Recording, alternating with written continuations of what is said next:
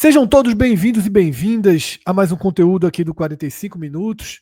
Estou novamente ao lado de Cássio Zirpoli, de Atos Gildo, e quando esse trio se forma, a pauta na mesa é a Série B do Campeonato Brasileiro, que chega na sua 11ª rodada, e a gente vai ter temas importantes trazidos por essa 11ª rodada, e já chama a atenção, dá um spoiler aqui do que vai ser um tema mais do que importante desse programa, que é o Atlético Paranaense patinando, e já começa a ficar dentro de uma condição no campeonato para aumentar o tamanho da interrogação sobre aquele time que eu acho que de 9 entre 10 pessoas que fizeram projeções para essa segunda divisão colocavam o Atlético Paranaense dentro do G4, né, no grupo dos favoritos.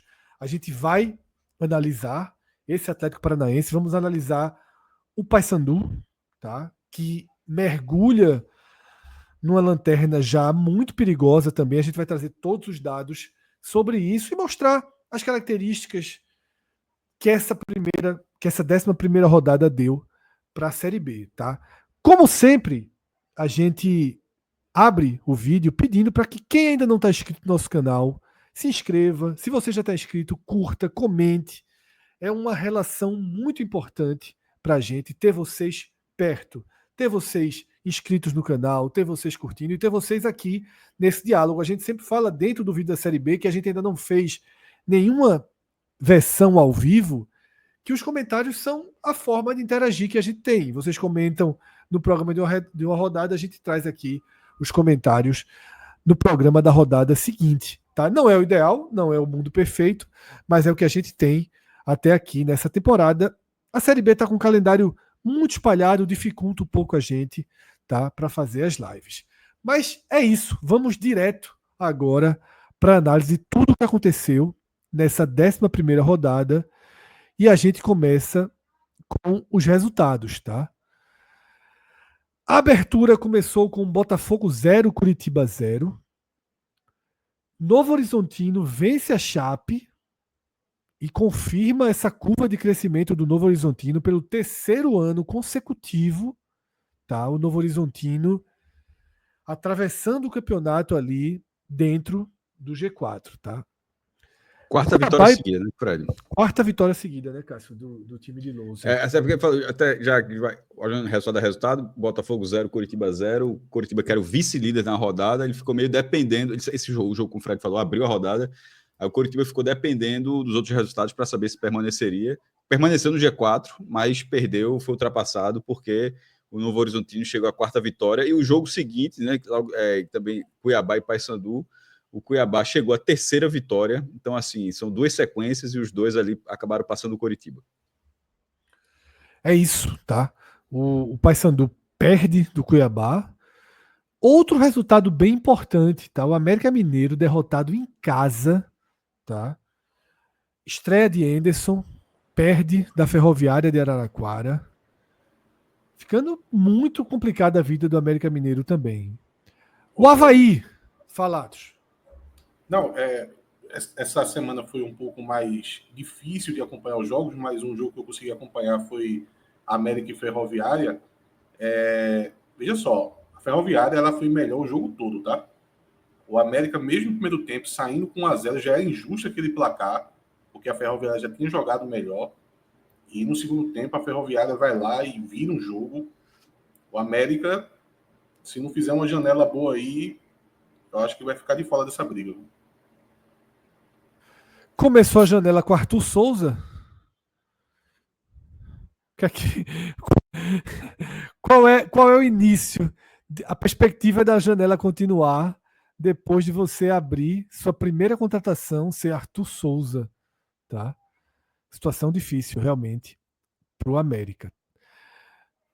Avaí 1, CRB 0, tá? O CRB vem no crescimento, vinha no crescimento mais direto, e foi o primeiro jogo do Avaí depois da investida do Sport em Jair Ventura, tá? O Sport fez 2 investidas paralelas, simultâneas em Jair Ventura e Daniel Paulista no primeiro jogo pós permanência de Jair, tá? Jair acabou negando a proposta do Sport e vence o CRB na ressacada. Fred. Tá um gol no finalzinho da partida. Falados.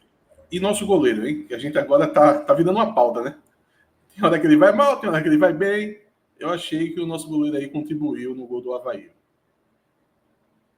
Cauê indicou ele, viu, na lista dos reforços para a Série A, tá? Mas diretamente até para o Sport, que é o único time ali dos que a gente abordou que tem hoje uma urgência de goleiro para esse nível, né? Porque o Bahia tem uma urgência de goleiro, mas uma urgência de goleiro de outro patamar. Seguindo para os outros 5 jogos, Goiás 2, Volta Redonda 0. Daqui a pouco a gente vai falar desse Goiás. Tá? Tem números importantes para trazer sobre esse Goiás. E aí, uma partida chave, que daqui a pouco a gente vai ter muito conteúdo sobre o Atlético Paranaense, é o nosso tema de abertura aqui. O Atlético Paranaense perde em casa para o Atlético Goianiense. Resultado importantíssimo para o Goianiense, que meio que volta ali para o bolo. Tá? Tava desenhando fazer um campeonato muito embaixo, mas as consequências para o Atlético Paranaense a gente vai mergulhar sobre elas em alguns instantes. Remo 2, Operário 1. Tá? Se eu destaquei o jogo da permanência de Jair no Avaí, esse jogo sim do Remo tinha um simbolismo e uma importância maior, porque Daniel Paulista, na sexta-feira, interrompe o trabalho e o time jogava domingo. Ainda houve até uma reunião para se conversar se a melhor saída seria realmente Daniel não comandar o time no domingo, se a melhor saída seria Daniel comandar o Remo. Se optou por Daniel interromper imediatamente, o Remo até colocou aquela nota, a gente tem um vídeo sobre isso, a gente leu a nota oficial, em que se posiciona como se Daniel tivesse sido uma escolha irredutível, ao contrário de Jair Ventura, que abriu e chamou o Avaí para negociação. Daniel Paulista não permitiu que o Remo tivesse qualquer negociação, ele realmente escolheu seguir para o Sport. E aí o Remo começa o jogo perdendo, dentro de casa, tá? Vinha de um empate muito ruim com Volta Redonda dentro de casa, fora de casa tinha perdido para o CRB, a primeira derrota na Série B, e aí nos minutos finais o Remo vira o jogo. E aí, eu acho que vira também a página de Daniel, né? Ao conseguir não ter o dano imediato, o Remo consegue diminuir a sensação, porque se esse jogo é 0-1, eu acho que a sensação do abandono do Daniel ficaria muito latente. Veja só, Fred, tem algumas coisas que podem acontecer com o Remo, que na verdade já começaram a acontecer, né? Com a saída do Daniel Paulista, mas isso não vai parar. Começou com o Sérgio Papelim, né? Isso, começou com o Papelim saindo para Fortaleza, depois Daniel Paulista, 2 multas, tá? Sem ser jogador de futebol, se chama atenção. Só que isso não vai parar, né? Porque agora tem 2 situações. Tem o assédio aos jogadores, os jogadores do Remo estão se destacando, e ainda mais com o Daniel Paulista indo para o Sport, vira uma primeira demanda natural de jogadores que estão no Remo acabar que o Daniel Paulista coloque na mesa do Sport, mas não só o Sport, tá? Tem jogadores se destacando o suficiente para poder chamar a atenção de outros times e também a escolha do treinador, tá? Vi uma especulação, eu trato ainda com especulação porque mais postagem de Twitter falando em Antônio Oliveira. Eu acho que o Remo deve prestar bastante atenção, tá? Dessa escolha de treinador. Eu acho que Antônio Oliveira não é o caminho, principalmente pelo trabalho que está sendo feito, que foi feito pelo Daniel Paulista, mas ainda me chama a atenção a questão do rendimento do Remo. O Remo demonstra rendimento dentro de campo, mesmo quando não está conseguindo resultados.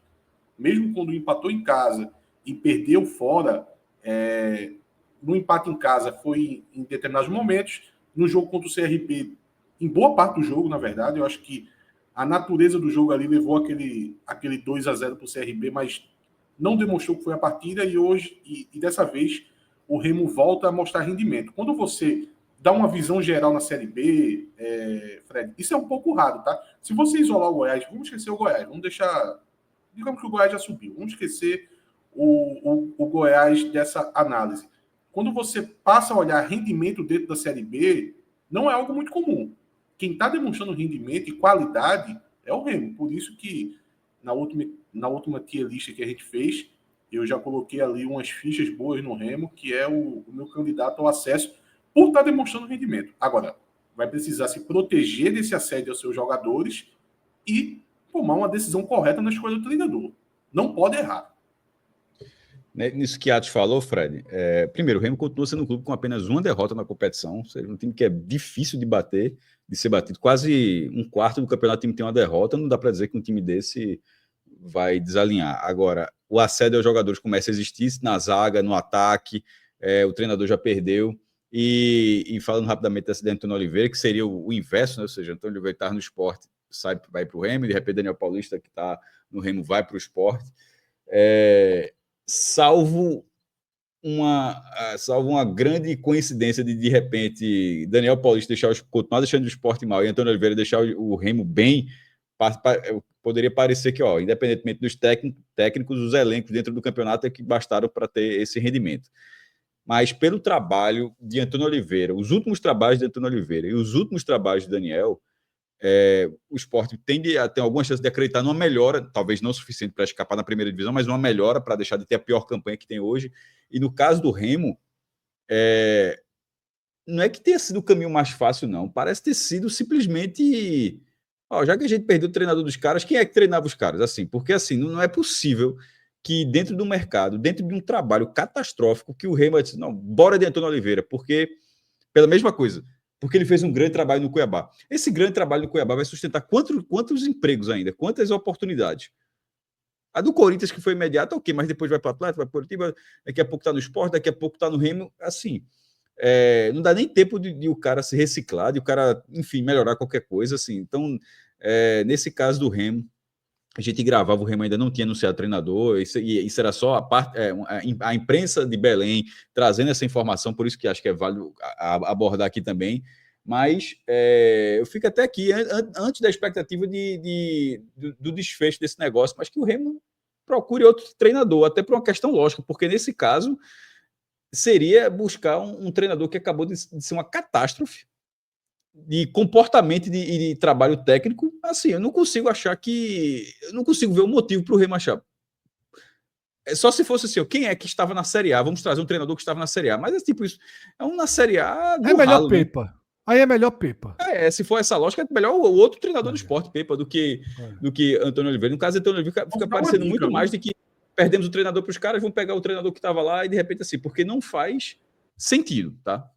Obviamente, e se fechar, boa sorte para o Remo, mas considerando que a gente estava gravando aqui antes de ter qualquer desfecho, eu acho que existem outras oportunidades para o Remo negociar para a Série B, até porque é importante conhecer um pouco a Série B. Na Série A o cidadão já não conhece tanto. Na Série B vai ficar mais difícil ainda. Atos, a gente conseguiria pensar em nomes, porque assim, existem vários momentos do mercado. Esse momento em que o Remo perde, Daniel, é um momento ruim do mercado. Tá? Porque o mercado acabou de assentar. A gente viu ali uma série de mudanças. Atlético Paranaense mudou, mas aí foi para a escala de um treinador de 1 milhão. América Mineiro mudou. Tá? A Sport muda na Série A. Eu não vejo assim aqueles nomes mais imediatos. Né? Aquela saída óbvia. Onde está Guto Ferreira? Está no Cuiabá. Onde está... Onde está Barroca? Está no CRB. Onde está Anderson? Acabou de ir para o América. Tá? Você sai desse patamar, que é o patamar de Série B+, Série A-, que é onde o Remo está querendo situar o seu treinador. Você tem um Barbieri demitido do Atlético Paranaense. Eu acho que Barbieri tem uma grife ali no entorno dele maior do que a efetividade. Entre Barbieri e Antônio Oliveira, eu iria Barbieri, mas não é um nome que me animaria. E outra saída, Atos, é você pensar nos emergentes ali da C para B, né?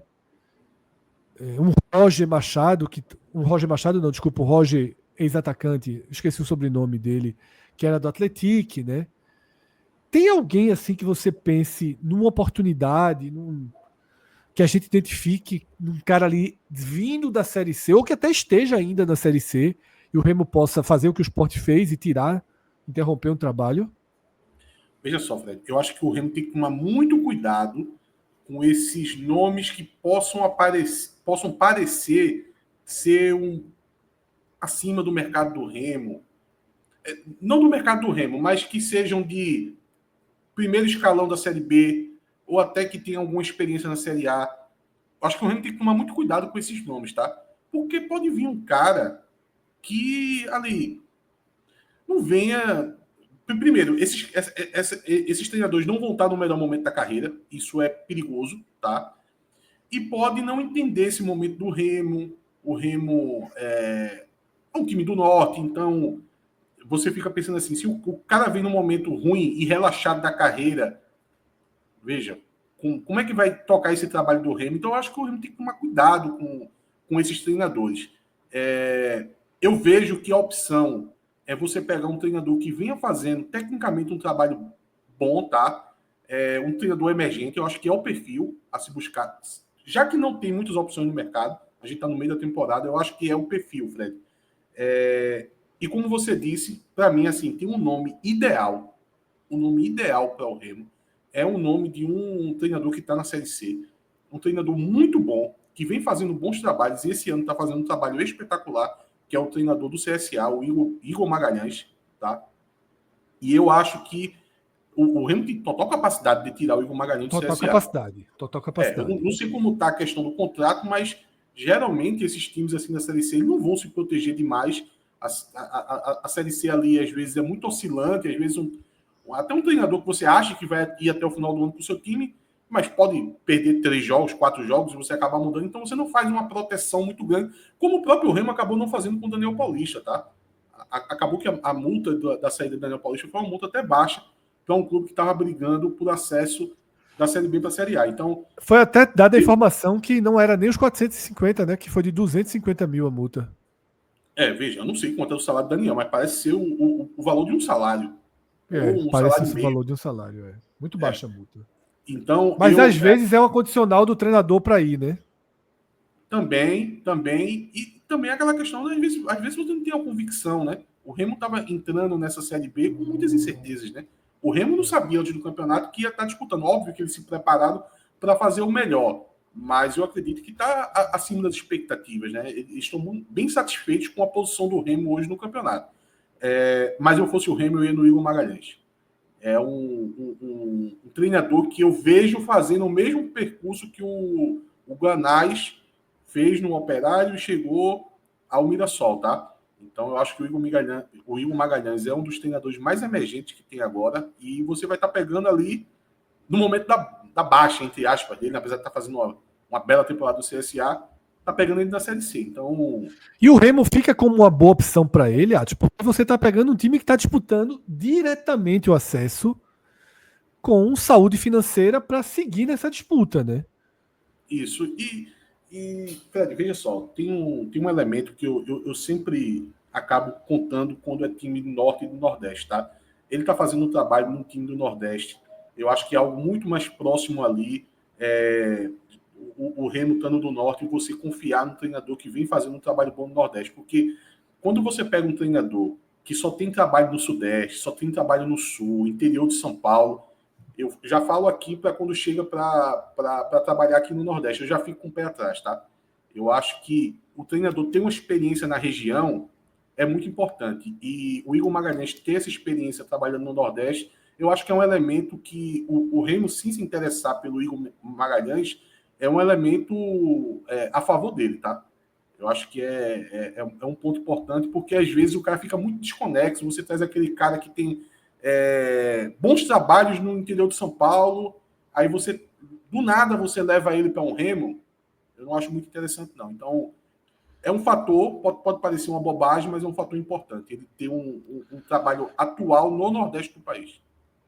Perfeito, tá? Só que eu temo um pouco, e essa especulação, só a especulação, como o Matos falou, do nome de Antônio Oliveira sugere um pouco isso, eu temo que o Remo caia na armadilha de querer um pouquinho de status, né? Eu tenho esse Perigosíssimo isso é muito perigoso. Perigosíssimo. Sobretudo porque os nomes que dariam esse se for para ter status, então é mais um motivo para ir atrás de outro treinador. Exato. Então, Fred, tem que tomar cuidado com essa questão do status.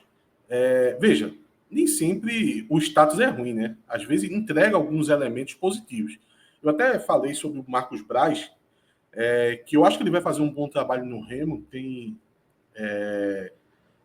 essa possibilidade dele fazer um bom trabalho no Remo, mas ele traz alguns elementos positivos. Já acompanhei muito conteúdo sobre ele. Eu acho que ele é um cara preparado para poder assumir esse cargo no Remo. Agora, com o treinador tem que tomar certo cuidado, tá? Não só o status, o Antônio Oliveira, mesmo o Guto Ferreira, que está fazendo um bom trabalho no Cuiabá, mas é um treinador que não casa com esse atual time do Remo, que é um time que joga muito bem, que tem uma qualidade técnica, e você trazer um Guto Ferreira, eu acho que acaba não casando. Então, o Remo tem que tomar um certo cuidado com esse perfil de treinador, e quando eu sugeri o Igor Magalhães, é porque é um treinador que, ao meu ver, se encaixaria bem no Remo, porque é assim que ele está conduzindo esse time do CSA. Então, acho que o Remo poderia dar uma olhada aí, e me ajudaria um pouco, né? Tirar o Igor Magalhães da Série C ajudaria um pouco o Náutico. Perfeito, Atos. Então, vamos voltar para a tela dos resultados, porque ficaram faltando ali 2 jogos. 2 jogos que tiveram movimentação na parte de baixo da classificação. O Criciúma, que vinha daquela vitória sobre o Paysandu em Belém, vence o Vila Nova, tá? E dá uma mudada ali de área de disputa no campeonato. E o Amazonas vence o Atlético num confronto direto, tá? Então, esses foram os resultados da 11ª rodada. A gente já citou aqui, fizemos uma tier list, tá? Essa tier list foi ao vivo, não foi dentro de nenhum raio-x. Então, se você não acompanhou, a gente está vendo aqui o resultado da tier list, mas procure o programa, tá? Ele está disponível, tem um corte disponível aqui na seção vídeos, não precisa ir atrás da live, você vai direto aqui na seção vídeos. Eu não sei se vocês leram os comentários, mas 2 coisas me chamaram muito a atenção nos comentários. Foram quase 60 comentários desse programa. Um deles, uma linha de comentário que me chamou a atenção é que a gente começa com a tier list antiga, né? E vai mudando. Para a parte significativa das pessoas, aquela era a tier list. Tem os caras, meu irmão, esses caras são malucos. Os caras botaram o Paysandu na frente do Remo. O cara entrou, viu a tier list e disse, acabou o programa. Meu velho, assim, a turma analisou ali. Tá mal, mas é a turma do TikTok, meu irmão. É 15 segundos. Se você não falar. O cara deu 15 segundos a gente. Em 15 segundos era a tier list antiga. Aí não tem o que fazer. Irmão. Nunca viram o jogo, não estão vendo a Série B, é aleatório e tal. E a outra corrente foi muito torcedor do Curitiba, tá? Uma parte nessa mesma lógica, confundindo, e outra parte achando que a gente ainda mantém muito respeito e dá muita margem de recuperação para o Atlético Paranaense. Então, assistam a tier list. Não estivemos só eu, Atos e Cássio, né? Arthur e Fábio formaram um time com a gente. Assistam, é um programa legal. O resultado é esse que está aqui na tela. A gente aqui não trabalha com clickbait, a gente dá os spoilers. O resultado é esse que está aqui na tela. Tá? Mas muito melhor do que o resultado são as argumentações, os debates que nos levam, tá, a esse desenho aí. Agora vejam mais do que 15 segundos e não se confundam. Tá? Para a turma que nos questionou sobre acreditarmos demais no Atlético Paranaense, a gente começa agora a análise sobre a situação do Atlético Paranaense, que perde em casa mais uma vez, cai diante do Atlético Goianiense, fica numa situação que, um termo muito usado aqui no 45 minutos, que irrita algumas torcidas, mas a gente sempre usa nessas condições. Cássio pode definir se a situação que o Atlético Paranaense fica nesse momento é chata ou chatinha, tá? Depende da lógica, o que é pior. A gente sempre fica na dúvida aqui. Eu acho que chatinho é ainda mais leve. Chatinho. É mais. Tá chatinho, então. Tá chatinho. Mas quando a gente for para os números históricos, me assustaram os números históricos. Eu não esperava que a história mostrasse um cenário tão grave. No cenário que a gente vê aqui, Cássio, o Atlético Paranaense é o 12º colocado, está a 6 pontos do G4. G4 que tem na 4ª posição seu arquirrival, o Curitiba. A distância para o líder já é de 12 pontos. O Goiás já abre uma margem muito grande sobre o Atlético Paranaense. A distância para o Z4 está encurtando, tá? 4 pontinhos separam o Atlético do Z4. E um outro dado que é relevante é que a gente está vivendo aquela rodada ímpar. Rodada ímpar significa rodada de distorção.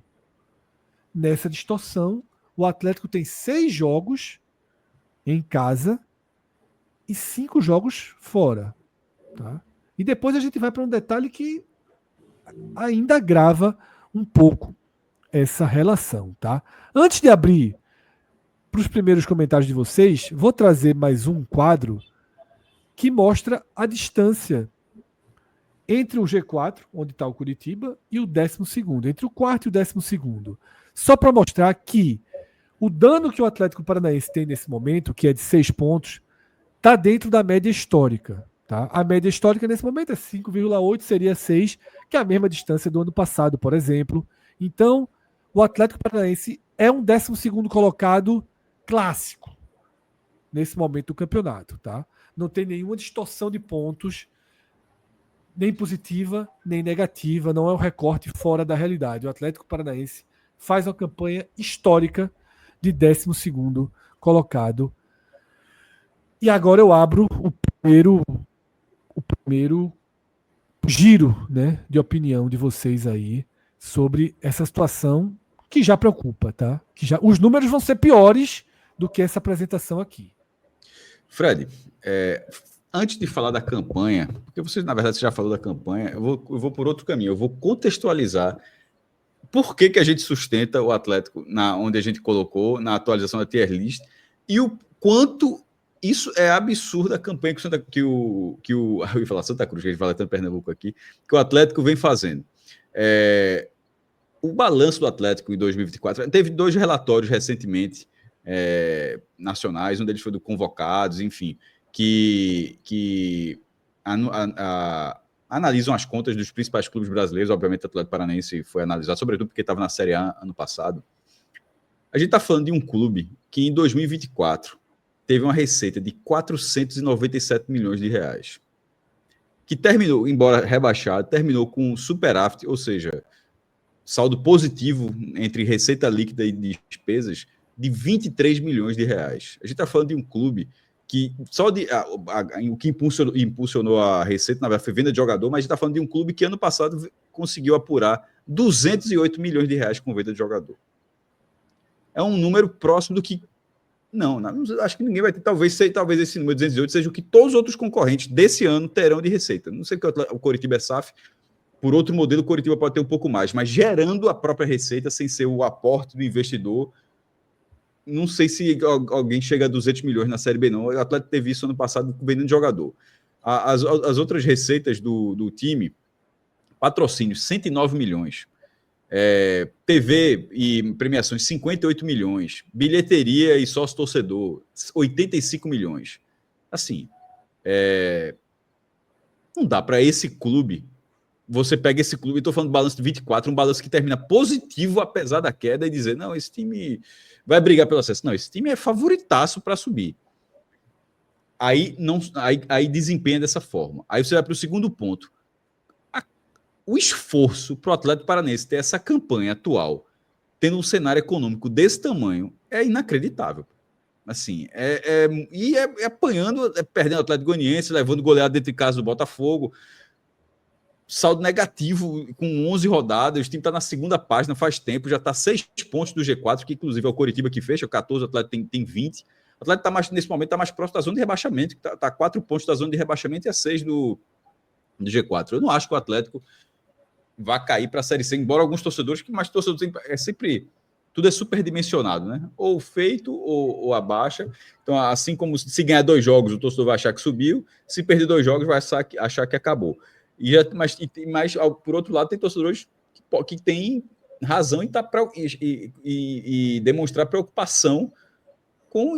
não é nem ficar na Série B. E se tudo que sair do trilho, esse time for pior ainda, entrar numa espiral de merda, como a gente costuma falar aqui, numa espiral de merda e bater no Z4. Eu não consigo entender, dessas contas do Atlético, acho que a mais próxima disso, de forma proporcional, foi a do Grêmio. O Grêmio, quando caiu recentemente, e a gente disse, meu irmão, o clube caiu arrumado, pô. Simplesmente caiu. O clube caiu, assim, mas com as contas em dia, uma receita gigantesca, jogadores qualificados tecnicamente, mas já não deu liga. E o Atlético não deu liga no passado, mas de forma impressionante, não está dando liga na Série B também. A Arena da Liga Arena, mas parece que está voltando a ser chamada Arena da Baixada, parece que o contrato ali de naming rights está meio tumultuado.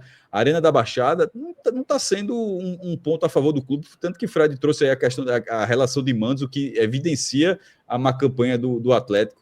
Então, eu vejo da seguinte forma, eu acho que a longo prazo, a gente está falando de um campeonato na 11ª rodada e serão 38 rodadas. Cássio, rapidinho, só para não ficar distante, você citou o mando de campo, o Atlético Paranaense tem apenas o 12º aproveitamento dentro de casa, tá? Aproveitamento de 55,6% dos pontos disputados em 6 jogos é muito baixo.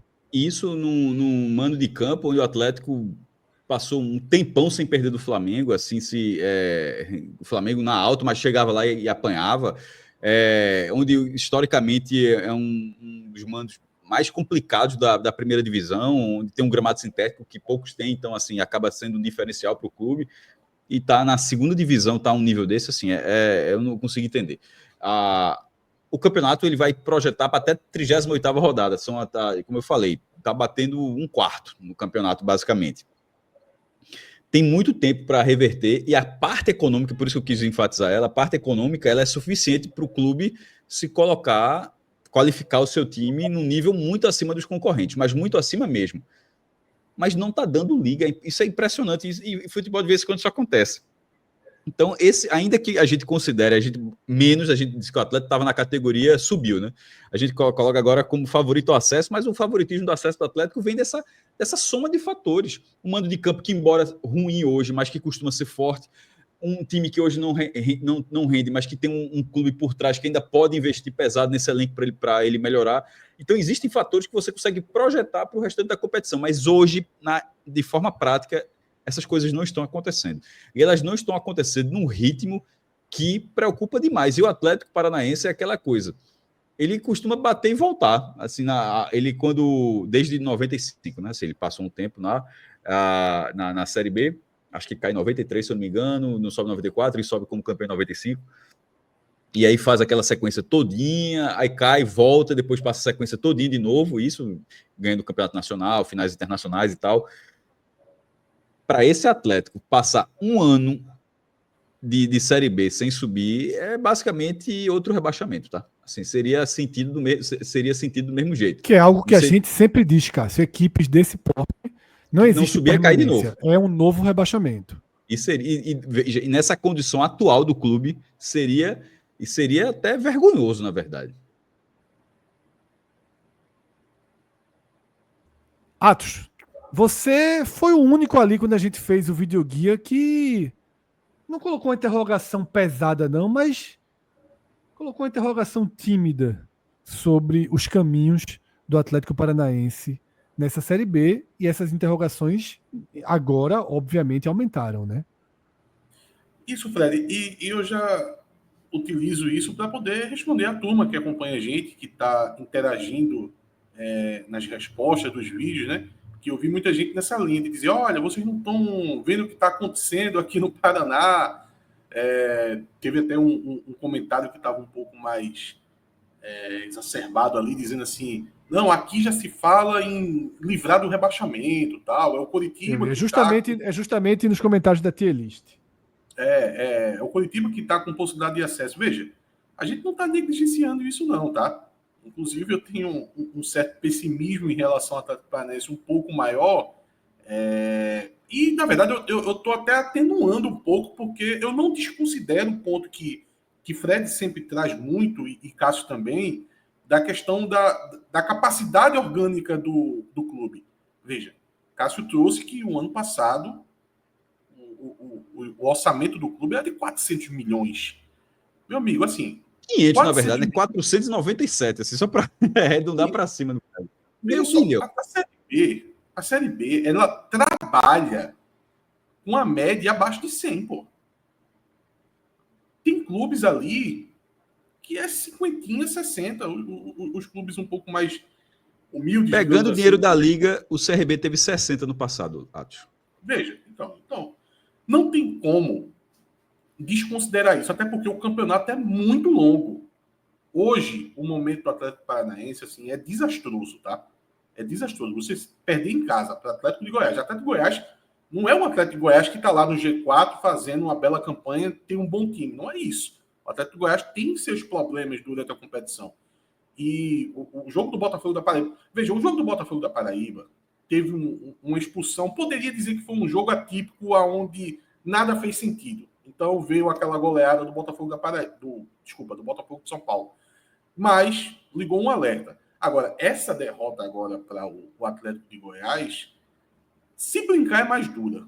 Porque não tem como você colocar uma vírgula nessa derrota. E de novo, repito, é de um Atlético de Goiás que não vem fazendo esse campeonato todo. Então, só para poder... Estava 3 pontos abaixo do Paranaense. Isso, só para poder alertar o pessoal que não é que a gente está negligenciando, a gente sabe da situação do Atlético Paranaense. Inclusive, a gente tende agora a... Não é à toa que tem um quadro especial aqui para a situação do Atlético, porque agora entra outros elementos, tá? Que, por exemplo, a questão psicológica ela vai começar a afetar muito. O time do Atlético Paranaense, você pode discutir o perfil do time para a competição. Talvez eu acho que aí... Eu iria debater um pouco isso. Aí talvez, Fred, esteja o maior erro, mas não tem como você dizer que é um elenco completamente desqualificado. Recentemente, em outro programa aqui da casa, a gente fez algumas sugestões para os times de Série A e apareceu vários jogadores do Atlético Paranaense. Então, veja. Vários. A gente não está aqui tratando de um time que não tem uma capacidade técnica. Tem bons jogadores. Agora, o perfil você pode discutir, e aí eu concordo que talvez não seja o perfil ideal, diferente do Goiás, que entendeu a competição. A gente cita muito centroavante e goleiro. O Goiás já tinha um goleiro, fez questão de ir lá e pegar o centroavante da competição, porque quando se fala em Série B, o primeiro nome que se fala é do Anselmo Ramon. É um cara que tem a capacidade de entregar hoje, no presente. Então, o Goiás fez o papel de casa e cumpriu essas ferramentas básicas do que uma Série B pede. O Atlético Paranaense foi por outro caminho que talvez seja parte dos motivos de estar nessa situação, mas eu só chamo a atenção para a parte psicológica, tá, Fred? Que eu acho que é algo que vai pesar muito, principalmente nos próximos jogos, enquanto o Atlético Paranaense não conseguir tirar aí da cartola uma recuperação, essa parte psicológica pesa muito. O Grêmio, que já foi citado aqui, quando o Grêmio caiu recentemente, definitivamente o Grêmio não tinha time para cair, tá? O que derrubou o Grêmio ali foi o psicológico. Foi a parte psicológica, porque naquele contexto o Grêmio tinha 2 jogos atrasados, então sempre ficava ali dentro da zona de rebaixamento, mesmo que em aproveitamento ele já não fosse o time de uma zona de rebaixamento, mas ele estava na prática dentro da zona de rebaixamento, porque se ficou com 2 jogos atrasados. Então, a parte psicológica derruba um bom time. Às vezes você não é um dos 4 piores times, mas a parte psicológica de você estar ali dentro daquela má fase de um setor na tabela que não é o seu, acaba arrastando você para baixo. E a mesma coisa tende a piorar agora no Atlético Paranaense, tá? Essa distância que o Atlético tá, porque mesmo não fazendo um bom campeonato, ficava ali às vezes a 3 pontos do G4. Na rodada passada já estava 4, então já é mais de uma rodada. Agora 6.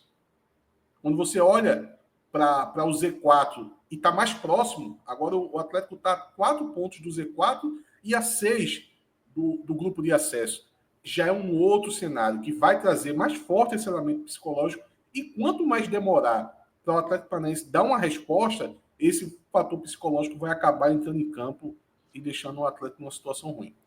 São quase 3 rodadas, tá? Porque se o Atlético tira esses 6 pontos, ele teria que tirar ainda 6 gols de saldo.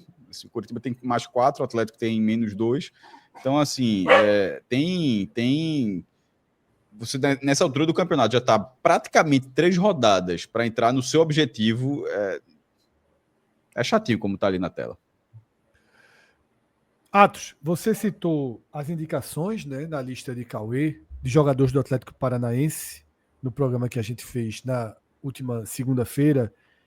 Lateral Esquivel, volante Filipinho, meia Bruno Zapelli e Luiz Fernando, atacante, né? E é sobre Luiz Fernando, quando o Cauê trouxe o perfil de Luiz Fernando, Cauê deixou muito claro, é um jogador que outras vezes já sinalizou que não gosta de disputar a Série B, que não quer disputar a Série B, tá?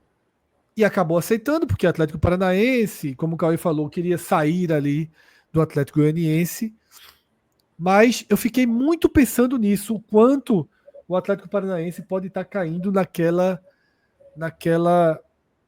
fresta ali perigosa de você ter um elenco qualificado tecnicamente, mas que não é acostumado com a Série B, e aí vai consumindo muito pior os resultados, né? Porque a Série B é extremamente traiçoeira, é uma competição perigosa, né? E eu sei que é um pouco de clichê falar isso, mas ela se mostra assim há tantos e tantos anos, né? Você cai muito na armadilha da obrigação absoluta de vencer.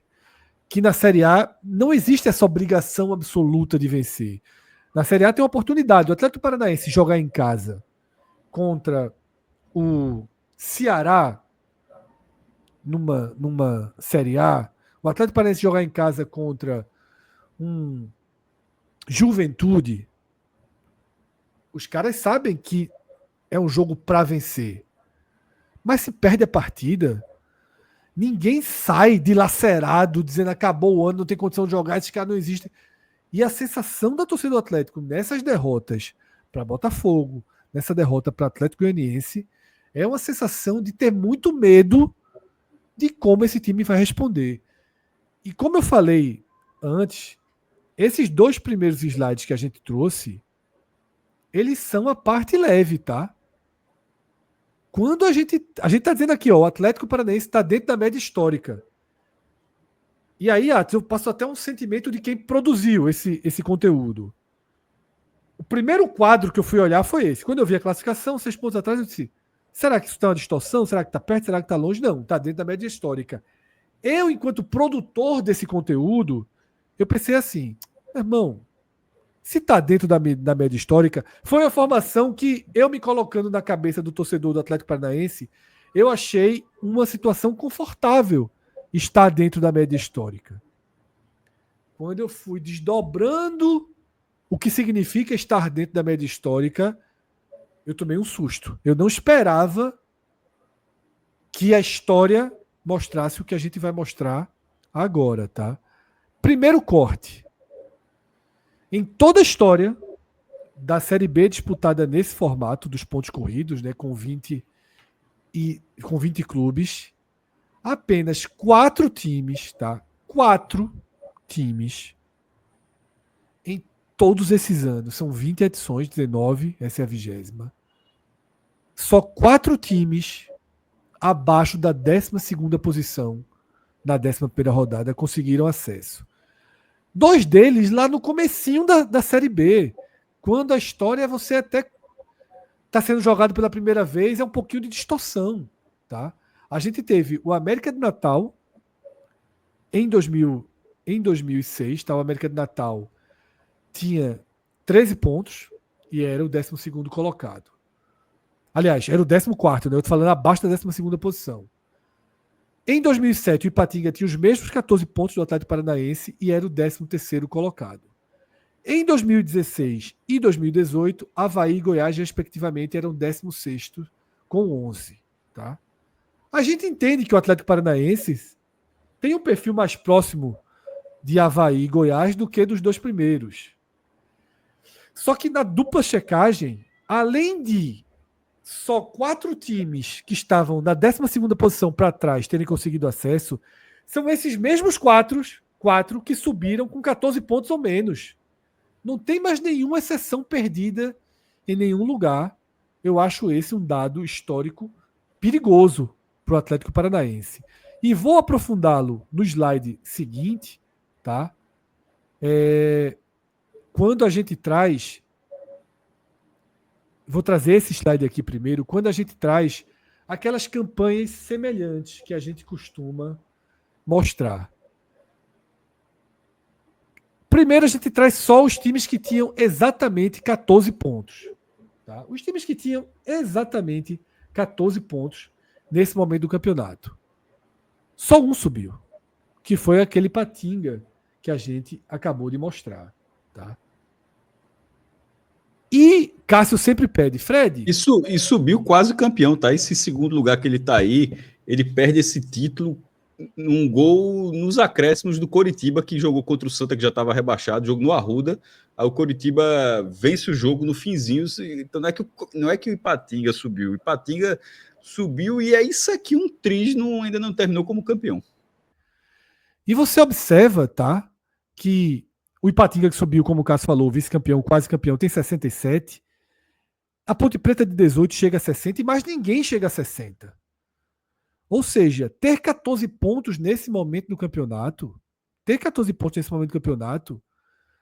leva a pontuações muito distantes. Não, a gente não está vendo aí aquela distorção, né, Cássio? Eita, aquele time fez 64 e não subiu.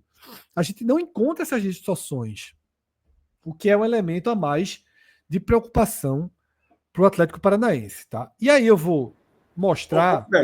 Falar. Um outro detalhe também, Fred, é que a gente não vê, talvez até a memória, a gente já conseguisse parar para pensar um pouquinho e não foi o caso, mas aqui a gente tem a comprovação que não tem os times com o perfil do Atlético Paranaense esse ano aparecendo numa situação delicada. A gente pode citar aqui Grêmio quando caiu, Corinthians, um Botafogo, um Vasco, aqueles times que quando cai você diz assim, o Santos, aquele time quando cai você diz assim, pô, esse time vai ser de ponta a ponta a Série B do ano que vem. Era assim o prognóstico do Atlético Paranaense desde quando ele caiu no ano passado, tá? Foi mudando de figura conforme a competição foi acontecendo. Mas esse é o prognóstico. E não tem times, deve ter tido uns 8 casos, 6 casos, 8 casos, em toda a história da Série B de times com esse perfil. A gente não tá vendo nenhum, para poder até fazer um comparativo, tá? A gente não tá vendo nenhum dessa condição que o Atlético Paranaense está hoje. Perfeito. E eu vou trazer outro recorte que Cássio sempre pede, porque não adianta só olhar os que têm exatamente 14 pontos. Vamos olhar os que têm 14 pontos ou menos, que foi o que a gente mostrou naquele outro quadro. Aqui eu só trago de forma mais detalhada, tá? Porque segue o mesmo 3%. Só 3% das equipes com 14 pontos ou menos subiram. E detalhe, mas aí 3% eu tenho outro... não, Cássio. Vou fazer um recorte, na verdade, seria muito menos. É porque eu só fiz de 11 a 14, tá? Porque nunca ninguém subiu com menos de 11. Eu estou descontando aí quem tinha 10, quem tinha 9. Vou até refazer aqui a frase. 3% dessas 120 equipes que nesse momento do campeonato tinham de 11 a 14 pontos. Porque se eu colocar de 0 a 14, vai ficar ínfimo. Tá? Mas aí esse quadro tem um ponto interessante. Você está falando, a gente traz do resultado final. Apenas 4 subiram. Mas 7 terminaram em 5º lugar e outros 6 terminaram em 6º lugar. Ou seja, 13 times ficaram ali quase na porta do G4. O que é que... Pô, não subiu. Ah, beleza, não subiu. Mas brigou pelo acesso. Então, assim... 13 de 120, 10% basicamente. Não, 13 mais os 4 que subiram, no caso. 13 mais, no caso, 17. 17 de 120. E isso, já muda, né? Assim, no caso, a gente já está falando... O que era 3% já vira 17 de 1,2, já vira 14%. Assim, o 3... Para pelo menos colocar dentro de um cenário que você está disputando o acesso. Porque por que é importante dizer isso? Porque nesse 5º lugar, por exemplo, tem ali o CSA de 21 com 62 pontos. Tem ano que sobe com 62. O Londrina de 17, 5º lugar com 62 pontos. Tem ano que sobe. Já teve time que subiu 59. Então, assim, aliás, pode ver no próprio G4, dos que subiram, 2 fizeram menos. Um fez 61 e o outro fez 60. O América de Natal e o Goiás. Então, assim, e tem outras campanhas parecidas. Tem ali o Ponte Preta com 60 também, tem o Red Bull Bragantino com 60. Então, enfim, isso ficando em sexto lugar.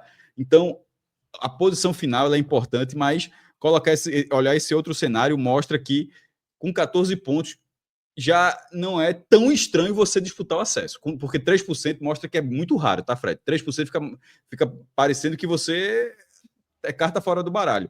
Na hora que você coloca quem está ali na circunferência ali, quem está ali dando uma volta no G4, quase que não vem a palavra, dando uma volta ali no G4, mostra que tem mais alguns clubes e dentro de um perfil. Então, inclusive nos últimos anos, tá? Então, eu acho que dá para o ponto, Cássio, mas eu acho que, assim, aumenta, tá? Acho que vale o registro. Eu acho que aumenta consideravelmente, na verdade. É o que a gente está vendo na tela, inclusive. Veja, é de 3% para 12%, talvez, ali, Fred? 14%. É porque e dentro do recorte de 11 a 14, tá? É porque a gente está olhando a tela e a gente está vendo as melhores campanhas, tá? Mas eu estou vendo a barrinha ali, que essa barrinha vai para baixo e vai com violência. Vai, claro, sim, pô. Deve rolar não, ali. Vai, veja, 14%, 14% o cara vai brigar por baixo. A questão é que na hora que você dá o primeiro quadro, só 4 subiram, é verdade, mas não foram apenas 4 que tentaram subir, outros ficaram próximos, repito, outros que não subiram fizeram campanhas melhores do que 2 que subiram. O CSA de 21 fez mais pontos do que o América e o Goiás que subiram. Então, assim, é importante olhar, dizer que quem faz 14 tem uma possibilidade ainda de brigar pelo acesso. Não são apenas as 4 campanhas que estão ali. Do mas primeiro ao sexto dá 14%, tá, Cássio? Hã? Que ficou nas 6 primeiras posições. Daria foi o que eu disse, 14,6%. Foi o número que eu estava calculando aqui. Então, é baixo, mas não é porque a gente estava falando de 3%. Mas, obviamente, a gente agora, mesmo aumentando a análise para clubes que brigaram pelo acesso, não é nem quem subir, para que brigaram pelo acesso, ainda assim a conta chega a 14%. É muito pouco. É óbvio que é muito pouco. Isso. Fora a questão de ser o Atlético Paranaense, né? Que brigar parece muito, muito pouco para o Atlético Paranaense. Não, mas veja, não é a lógica de trazer satisfação porque brigou pelo acesso, não. É só mostrar que não foram apenas 4 que brigaram pelo acesso. Você pode perder o acesso no final. Eu tô entendendo, porque assim, pela lógica, eu sei que hoje o torcedor do Atlético ele vai estar embebido de preocupação, de desespero, de tudo. Mas é o que o Fred disse. Ganha 2, o foco muda, tá? É só para poder, assim, para os menos pessimistas, ligar o alerta de dizer, olha, com tranquilidade, tu não vai subir mais não, bicho. Assim, o famoso com 3 rodadas de antecipação já está com acesso garantido, eu acho que isso daí já era. Isso daí já era. Acho que no máximo vai brigar muito ali nas últimas rodadas ali. Se brincar até a última rodada, se for o caso. Mas tranquilo, que o Atlético Paranaense, acho que acreditava que ia subir tranquilo. Isso aí já é carta fora do baralho. E aí eu vou para aquele outro quadro, tá? Porque esse outro quadro ele traz mais alguns sintomas complicados. O primeiro, o efeito Odair Hellmann não foi imediato. Em 3 jogos, uma vitória, um empate e uma derrota, tem um aproveitamento de 44% menor do que o de Barbieri. Tá? Barbieri sai com 50% de aproveitamento. Ele fica as 6 primeiras rodadas. Tá? O interino ali teve apenas 16% de aproveitamento. Esse é o primeiro cenário perigoso. O segundo é o que a gente destacou ali. Além de ter 6 jogos em casa e 5 fora, um desses jogos fora foi contra o Operário dentro do Paraná. E o Atlético Paranaense vai jogar de novo em casa agora contra o Remo. Ou seja, ele está atravessando um momento da tabela muito confortável, com 4 jogos dentro do estádio sem pegar um avião. Tá?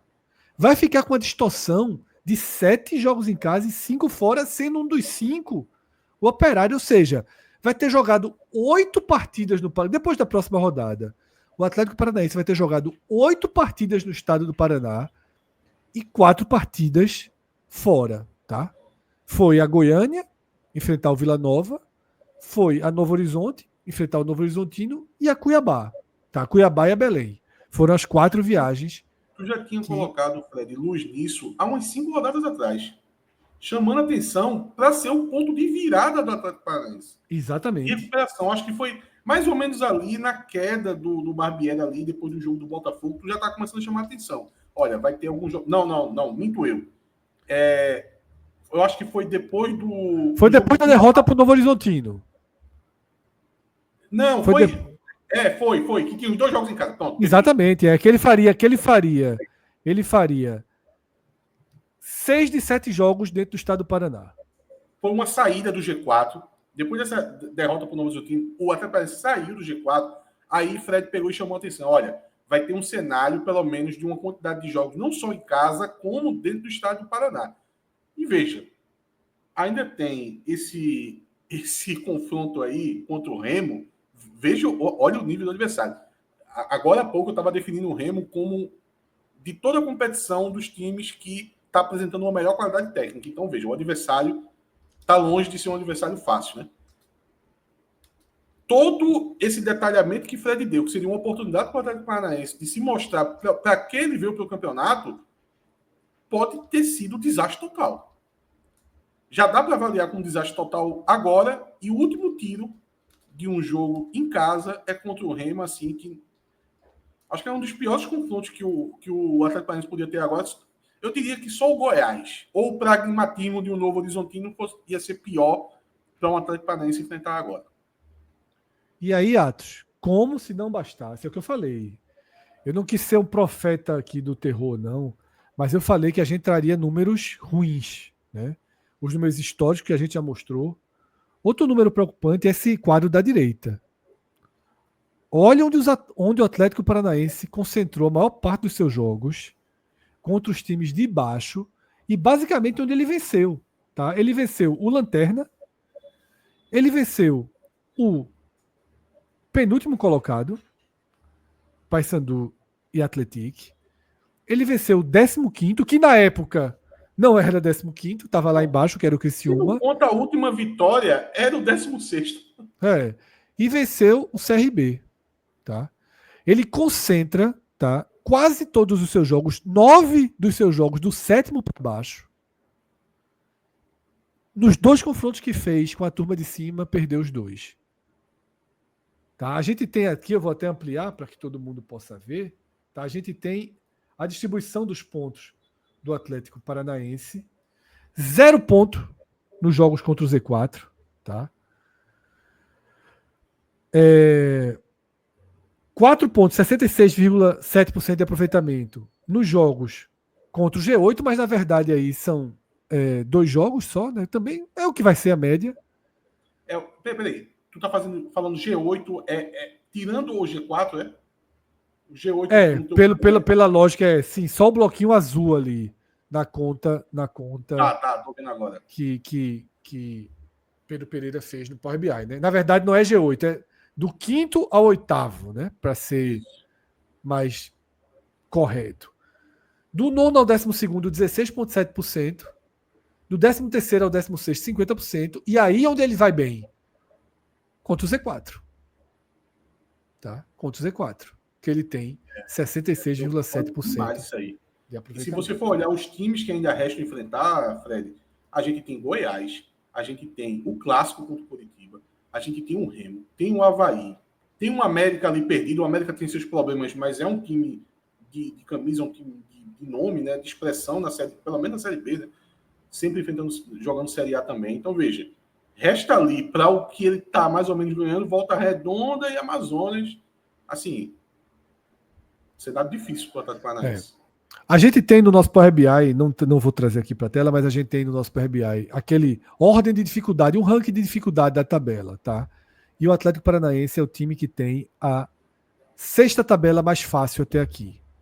Não tá ali no extremo, né? O CRB. Mas é muito para ter a pontuação muito, que tem. Exatamente. Quem tá ali no extremo da tabela mais fácil é o CRB, seguido por Goiás, Remo, Novo Horizontino e Cuiabá. A diferença é que esses times estão em cima. Eles estão tendo a tabela mais fácil, mas estão aproveitando a tabela mais fácil, tá? Então, esse é o recorte que a gente tem aqui para mostrar sobre o Atlético Paranaense, tá? E agora a gente vai para um outro clube tradicional, né? Obviamente não do mesmo porte do Atlético, mas que vive uma agonia de permanência, tá? O Paysandu tem apenas 4 pontos em 11 rodadas. E só um time com 5 pontos ou menos conseguiu evitar a queda. Foi o Vila Nova de 2010, que nesse momento do campeonato, assim como o Paysandu era lanterna, tinha 4 pontos, estava a 7 do 16º, mas o primeiro time que ele ultrapassa dos que caíram estava a 10 dele, ou seja, a buscada foi de 10 pontos. Tá? Ele foi capaz de tirar 10 pontos de um time que caiu. O Paysandu tem um desenho muito parecido, é lanterna com 4 pontos e está 6 abaixo do 16º, está uma situação um ponto melhor que é daquele Vila Nova de 2010. E a gente tem aí na tela a campanha, tá, dos times que tiveram 5 pontos ou menos nesse momento do campeonato, tá? Eu vou dar um zoom para a gente poder ver com mais clareza, tá? Aqui o cenário, tá? Dos que... Veja só, Fred, é por isso que eu estava insistindo um pouco, assim, eu estava prestes a transformar o Paysandu na nossa tier list no Aminari, porque um caso só. Um caso. Sim. Se a gente estava tratando ali, discutindo sobre 3, 10, 12%, veja só, aqui eu acho que não bate nem 1% direito, né? Porque não são muitos times, sabe, Atos? Então talvez vai ter um percentual maior, porque são poucos times. Olha aí na tela. São 7 times que chegaram nesse momento. Né? São poucos times, né? Então... ficaram nessa situação, né? Não, de 5 pontos para baixo. Exato. É tipo o Sport na Série A. Quando o Sport fez 3 pontos, só tinha o Sport, o Santa Cruz e outro. Acho que era o Atlético Paranaense de um ano. Né? Tem uma hora que é tão pouco ponto que o percentual acaba... É tão pouco ponto que acaba ficando poucas equipes e o percentual ele não fica tão... Eu vou dizer o percentual exato, tá? Para você. Estou abrindo aqui o nosso sistema para dizer o percentual exato. Eu vou botar de 0 a 5 pontos. Tá? Exatamente. Só para confirmar. Só esses 6 times, tá? Esses 7 times que a gente está vendo na tela e 14%, porque então fica um percentual alto, mas aí é distorção, obviamente. Né? E de forma natural, que vai condizer com essa campanha, Fred, já que a gente está falando um pouco de rendimento também, o rendimento do Paysandu é o pior rendimento de toda a Série B, assim. Mas, e de longe, tá? O que torna o cenário do Paysandu para conseguir reverter isso aí, eu não vejo mais solução para o Paysandu, não. Eu acho que o Paysandu já virou passageiro da agonia dessa competição. Mas está sentenciando já? Já passageiro da agonia, eu concordo. Desde o tier list que eu já estou sentenciando. Quando eu vejo o jogo do Paysandu, eu fico assustado. Assim, é assustador. Para conseguir uma reversão disso, precisa mudar muita coisa. Muita coisa. Dificuldade na janela. O Paysandu já está levando alguns não de alguns jogadores que eu estou vendo ser especulado um time ou outro. O Paysandu tenta, mas é muito difícil. Muito difícil você conseguir atrair jogadores quando você tem essa campanha. Então, até nisso, o Paysandu vai ter dificuldade.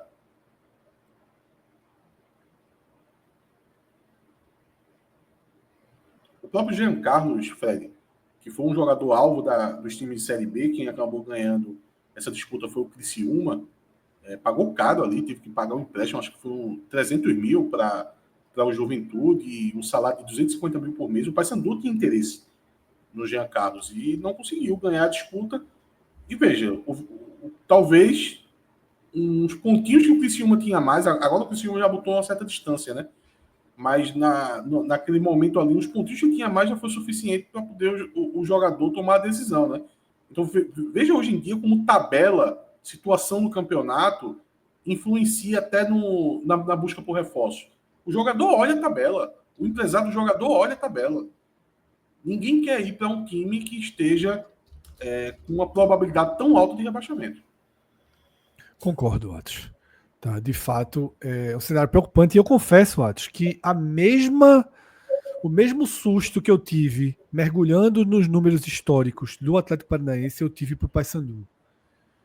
Eu não tinha a sensação de que tão poucos clubes escaparam, né, com essa pontuação baixa. E a gente pode até dizer, porque muitas vezes a gente olha o perfil do time, né? O perfil do time. O Atlético Paranaense é um time diferenciado ali, então o Goiás seria um mais próximo. Só que quando a gente olha esses times aí, são diferentes do Paysandu, tá? Você tira ali o Duque de Caxias e o ABC e o Ipatinga, tá? Mas esse ABC, você tira o Duque de Caxias, ABC e Ipatinga, E os outros também, né, Fred? o recente é mais próximo do ABC. Por isso eu estou dizendo, eu estou até com dificuldade em tirar o ABC dessa lista. Mas você vê Náutico, Guarani e Vila Nova são até mais efetivos numa Série B nos últimos anos, né, do que o Paysandu. Tá? Ou pelo menos iguais. O Vila Nova acima, mas ou pelo menos iguais. E é normal, ou seja, não é a gente está vendo aqui só as minardes históricas da Série B. Não é isso. Duque de Caxias, só não é Duque de Caxias, não sei lá, Salgueiro. Isso, que passaram. O próprio Ipatinga, mas o Ipatinga aí foi bater em Série A, voltou, é diferente a história do Ipatinga, tá? Então é isso. Uma situação muito grave do Paysandu nesse momento do campeonato. E agora a gente pega de um extremo ao outro, tá, da classificação.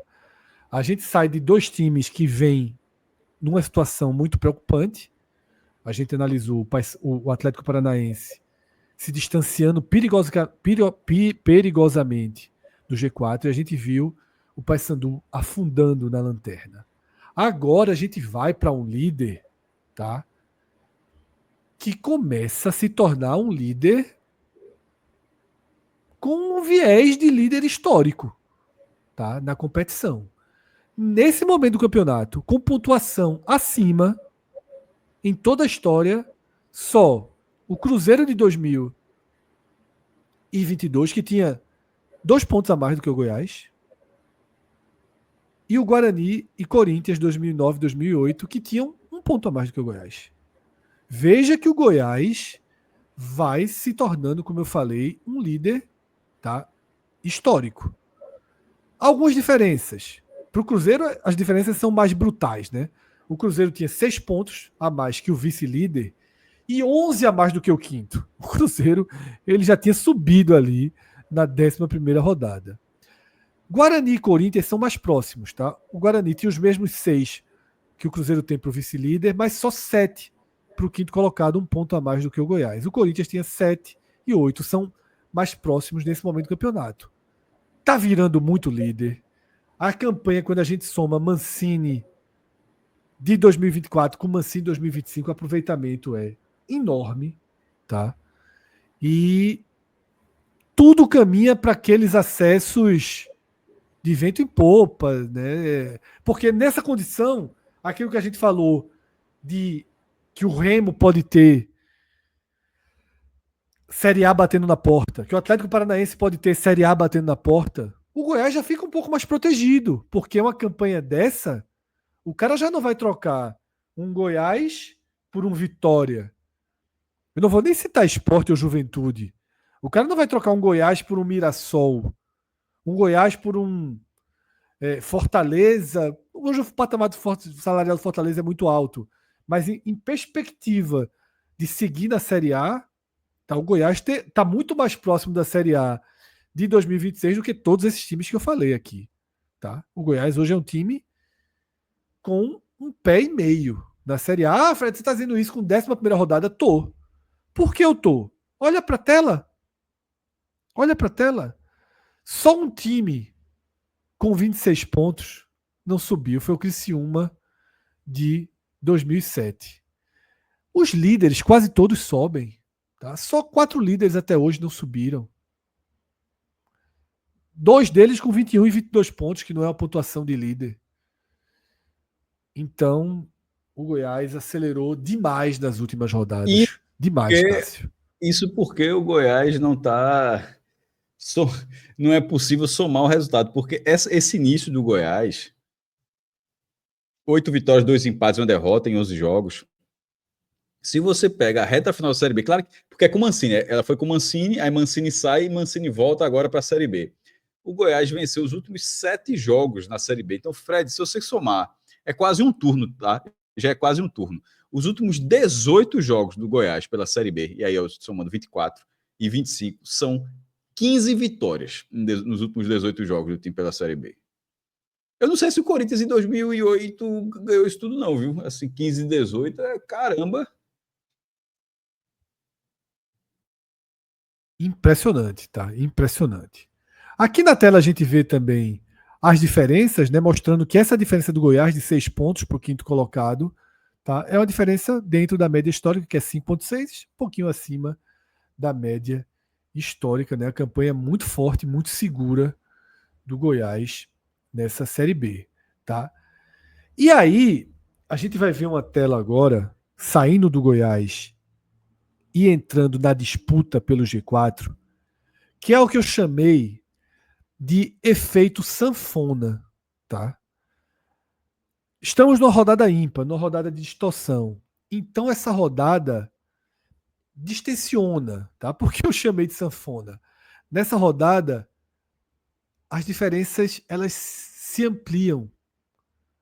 E veja quando eu trouxe especificamente aqui a coluna dos jogos em casa e jogos fora. Tirando o Curitiba, que é o quarto colocado, veja como é simétrico, tá?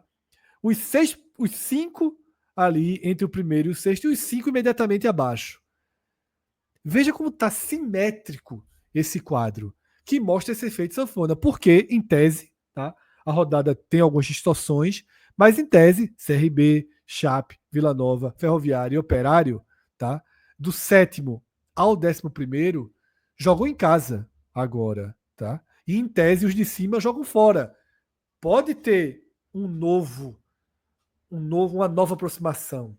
E aí, isso valoriza, mesmo o Curitiba tendo vindo de um empate ruim contra o Botafogo fora de casa, isso valoriza a campanha do Curitiba, tá? Porque o Curitiba, dos 6 primeiros colocados, é o único que tem jogo a menos em casa. Esse efeito sanfona mostra que nessa rodada a gente tem diferenças bem maiores do que a gente mostrou na última, tá? E eu vou dar um zoom aqui para deixar isso de forma mais didática, tá? Semana passada, olha qual foi o título de quando a gente trouxe um quadro parecido. O maior achatamento da história entre o 2º e o 9º colocados, que estavam separados por apenas 3 pontos, tá? Agora, esse mesmo achatamento foi para 6 pontos. E 6 pontos significa exatamente na média histórica. Essa é a sanfona. O que era uma distorção virou regra, tá? Mas a gente só pode cravar isso, cientificamente falando, depois da 12ª rodada, quando existe a compensação dos jogos dentro e dos jogos fora. Ou seja, tudo muito, muito, muito equilibrado, tá? Destaque positivo aí para o Curitiba, destaque negativo para o Atlético Paranaense e para o América Mineiro, né? Que dos perseguidores são os perseguidores invertidos, Atos. Isso, Fred. E o que chama atenção é que realmente e tende a achatar novamente na próxima rodada, né? É isso, é a sanfona. Não, impressionante. Nesse período de São João, nada melhor do que uma sanfona para ilustrar. Todos vão jogar em casa. Então, se tiver um rendimento ali bom dos times mandantes, tende a fazer o achatamento novamente. Realmente. Exatamente. Tá. E para fechar, entrando na reta final do programa, a gente vem justamente com os jogos da próxima rodada, tá? Rodada que vai da sexta até a terça-feira, apenas um jogo na terça-feira. A rodada abre com Vila Nova e América Mineiro, tá? Vejo problema aí pro América, que já tá mal no campeonato, pega o Vila, tá? Dentro da Bet Nacional, nesse momento, a odd para a vitória do Vila de 2,04, o América Mineiro pagando basicamente o dobro. Paysandu tem uma boia aí para salvação, né? Um jogo em casa contra o Botafogo de São É um Paulo. dos maiores favoritos da rodada, o Paysandu. Quem diria? O time que não tem uma vitória é um dos maiores favoritos. Mas veja só, por Mas acho coincidência. perigosa. Mas veja só, por coincidência, eu acho que das últimas 3 rodadas eu acabei vendo 2 jogos do Botafogo. Óbvio que eu não procurei os jogos do Botafogo, mas por coincidência acabou acontecendo. O Botafogo compete e compete bem, tá? Os jogos. Então, eu acho que tem uma distorção aí na ordem, talvez até uma oportunidade, tá? O time que tá mal, para poder se afundar mais, é mais fácil do que se recuperar. Somente o tamanho do buraco que o Paysandu se meteu. Eu acho que o Botafogo consegue competir nesse jogo. Talvez seja uma oportunidade aí, um Botafogo em empate. Eu acho que dá para pegar uma ordem interessante ali, né? Eu acho que tem um caminho aí, tá? Deixa eu ver qual seria a odd de Botafogo empate, tá? Eu te trago essa informação aqui, ver se ela já está disponível, tá? E para dizer quanto seria essa odd de Botafogo e empate, 1,83. É alta, né? Para 2 resultados é uma odd alta. Contra um time que ainda não venceu na competição. Né? Sábado, CRB e Goiás, grande jogo, tá? Às 4 da tarde do sábado, grande jogo no Rei Pelé. Jogo bom de assistir aí. Série A parada, né? Nesse momento, a Série B vira a atração principal. Fazer a turma procurar aí os canais dentro da Disney, né? Mas tem transmissão também de... TV aberta também, pô. TV aberta. CRB e Goiás. E à noite segue com Atlético Paranaense e Remo. Rodada dupla de altíssimo poder de interesse aí, tá? O CRB, favorito moderado, 2,54, com o Goiás pagando 3,07. E o Atlético Paranaense, Cássio. Se o Paysandu em crise é um dos maiores favoritos da rodada, o Atlético Paranaense é o maior favorito da rodada. Contra um perseguidor do G4, é curioso, né? Que raramente perde, né? Quando perdeu, foi perdendo Mas pênalti. eu não vou debater odd mais não, Fred. Eu só aceito que é assim, ponto final. Não vou debater não. Da odd tá certa, tem um grande sistema aí, um Deep Blue calculando isso aí. E deve ter algum Pode ter certeza que tem. Não, tem. E é infalível, pelo visto, e é isso aí mesmo. Eu não concordo com essa odd desse jogo, não, mas, enfim. E a dupla hipótese, Atos? 1,93, empate ou Remo. Mas esse aí é um jogo... Esse é duro, esse é muito duro. Esse é muito duro. Eu fico ali com a dica do Botafogo e acho uma dica melhor. Esse é muito duro. Fechando a noite de sábado, Atlético contra Operário, tá? 2,76 pro Atlético e 2,74 pro Operário, ou seja, de acordo com as odds da Bet Nacional, não tem favorito para esse jogo. Domingo, o Atlético Goianiense, que foi o outro lado dessa partida tão emblemática, né, da derrota do Atlético Paranaense. O Atlético Goianiense tenta encaixar uma recuperação, recebe o Curitiba, tá? E tem o favoritismo 2,41 contra 3,29. Novo Horizontino e Cuiabá. Cássio, Novo Horizontino e Cuiabá colocam frente a frente senhores Humberto Louser e Guto Ferreira, tá? 2,01 para a vitória do Novo Horizontino, 3,05 para o empate. Um jogo que permite a possibilidade de mudança no G4, inclusive, né? Para Remo, para o Avaí. Isso, abre a porta, né? 4,47.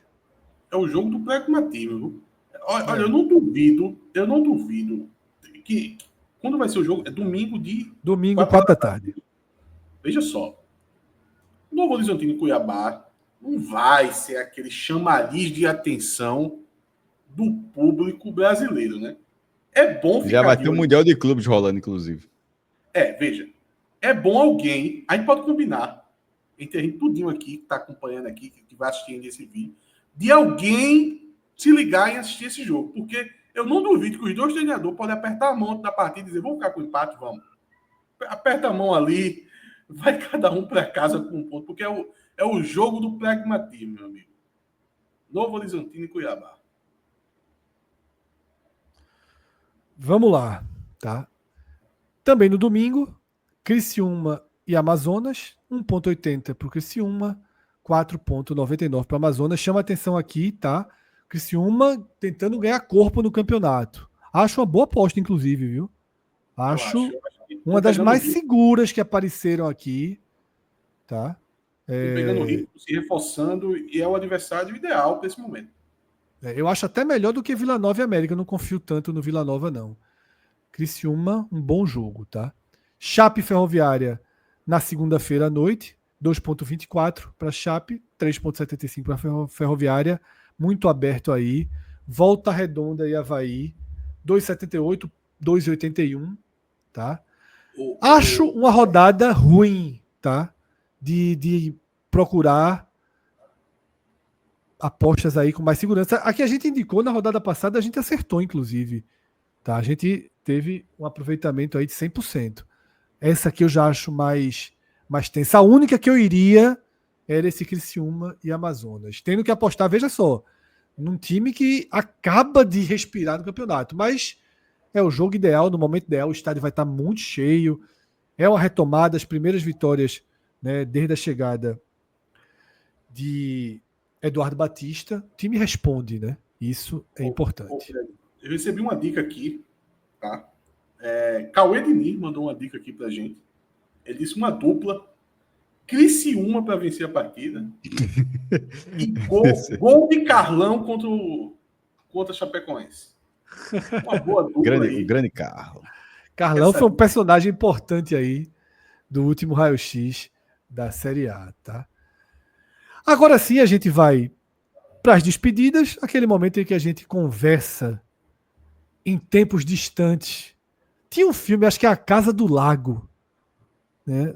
Acho que é a Sandra Bullock, não sei. Tem alguns filmes assim que o cara conversa, manda uma mensagem e aí ela é lida em outra fração do tempo, tá?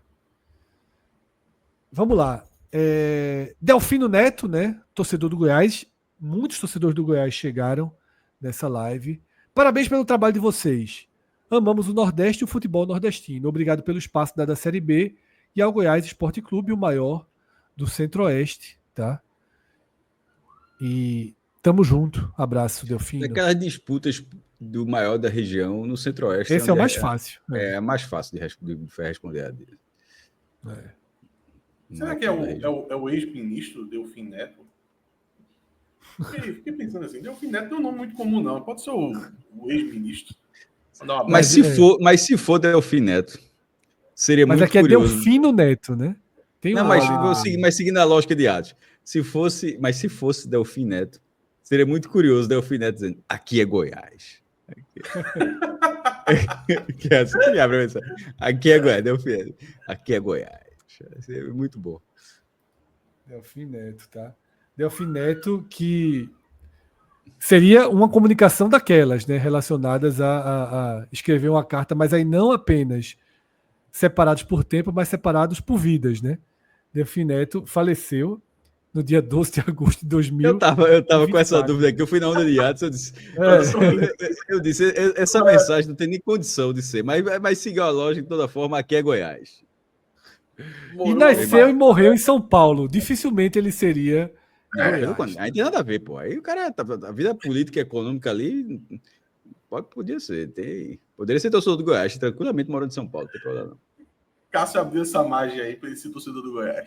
Veja, o mais próximo disso é que ele tem um livro chamado O Problema do Café no Brasil. É Goiás. Mas eu acho que São Paulo é a produtora maior de café. Goiás trabalha... São Paulo é forte no café desde que o mundo é mundo, né?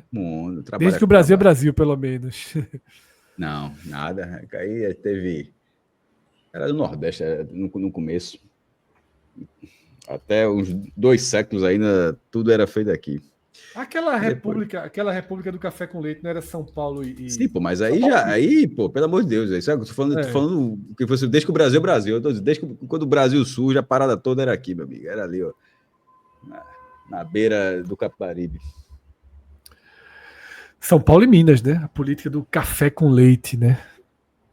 República do café com leite. Mas aí Fernando Tavares. Pode até existir algum local que detalhe a Série B igual a vocês, mas melhores que vocês eu duvido muito. Parabéns pelo trabalho, grande abraço. Fernando, Arthur segue aí a mesma linha. Hypei o vídeo, sou tão fã de vocês que assisto até a Série B. Maxwell, ele traz um comentário sobre o CRB, Atos. Sobre o que Atos comentou sobre Mikael, o mesmo não é titular. Tá jogando cada vez mais, né, em relação à quantidade de tempo. E vem entrando no segundo tempo para ganhar ritmo de jogo. O titular é Breno Herculano, que veio do Goiás como uma parte da compensação financeira da compra de Anselmo Ramon. E aí ele cita o jogo, né, que a gente citou, foi o jogo contra o Remo. Nesse jogo o Breno não jogou porque teve que fazer uma cirurgia odontológica. Maxwell manda abraços para toda a equipe aqui do que não tenha sido algo mais simples do que a de Marco Gonzalez.